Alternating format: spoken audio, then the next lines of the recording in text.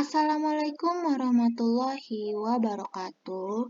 Hai semuanya, sebelumnya saya mengucapkan terima kasih kepada teman-teman semua yang sudah meluangkan waktunya untuk mendengarkan dan menonton materi dari saya. Materi yang akan saya sampaikan di sini yakni tentang asas-asas dalam sistem peradilan pidana anak. Sebelumnya, saya ingin memperkenalkan diri. Perkenalkan, nama saya Nabila Auliasani, NIM D1A020377, berasal dari kelas Hukum Perlindungan Anak dan Wanita D1, Universitas Mataram Fakultas Hukum. Tujuan yang akan saya berikan kepada para penonton yakni untuk mengetahui pengertian dari sistem peradilan pidana anak. Yang kedua, untuk mengetahui asas-asas peradilan pidana anak. Materi yang pertama yakni pengertian sistem peradilan pidana anak.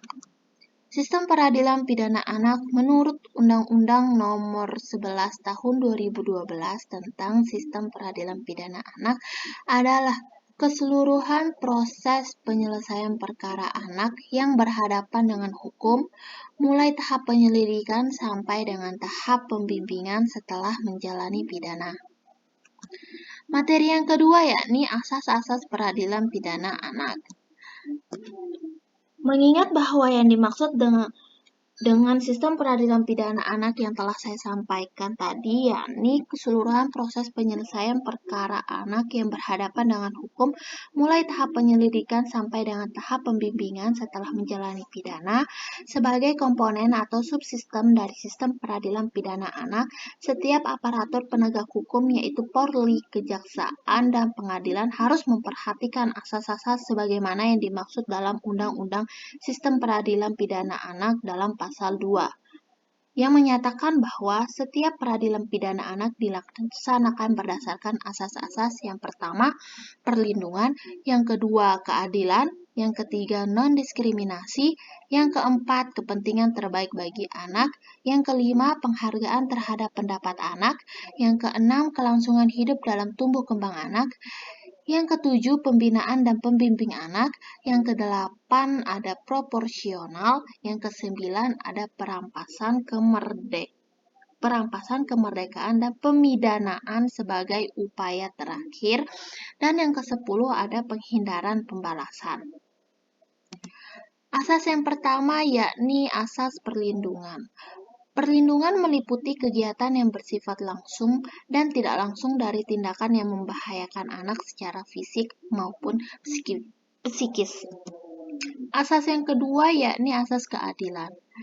Asas keadilan ini adalah bahwa setiap penyelesaian perkara anak harus mencerminkan rasa keadilan bagi anak.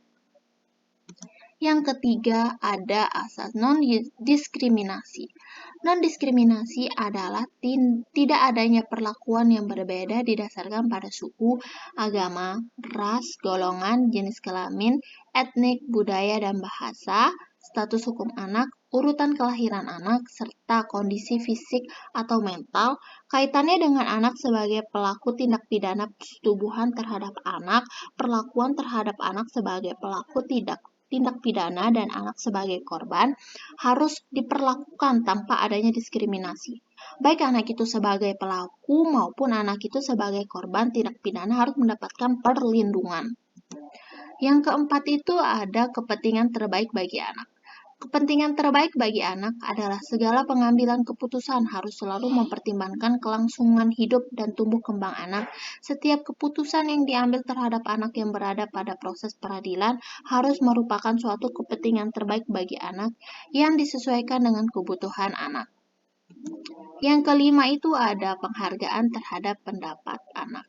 Penghargaan terhadap pendapat anak adalah penghormatan atas hak anak untuk berpartisipasi dan menyatakan pendapatnya dalam pengambilan keputusan, terutama jika menyangkut hal yang mempengaruhi kehidupan anak.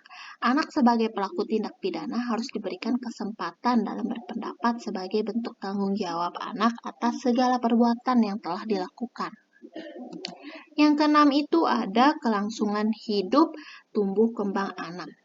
Kelangsungan hidup dan tumbuh kembang anak adalah hak asasi yang paling mendasar bagi anak yang dilindungi oleh negara, pemerintah, masyarakat, keluarga, dan orang tua.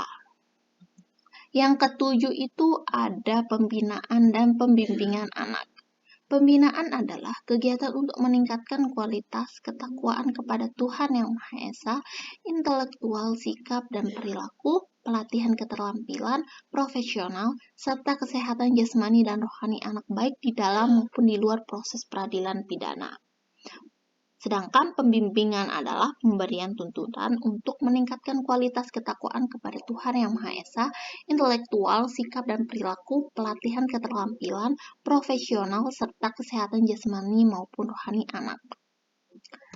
Asas yang ke-8 yakni asas proporsional. Proporsional adalah sebagai perlakuan terhadap anak harus memperhatikan batas keperluan, umur, dan kondisi anak.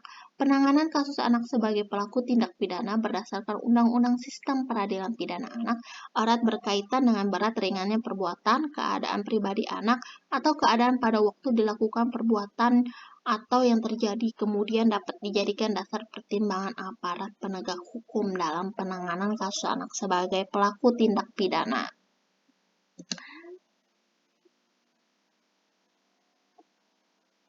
Yang ke-9 itu ada perampasan kemerdekaan dan pemidanaan sebagai upaya terakhir.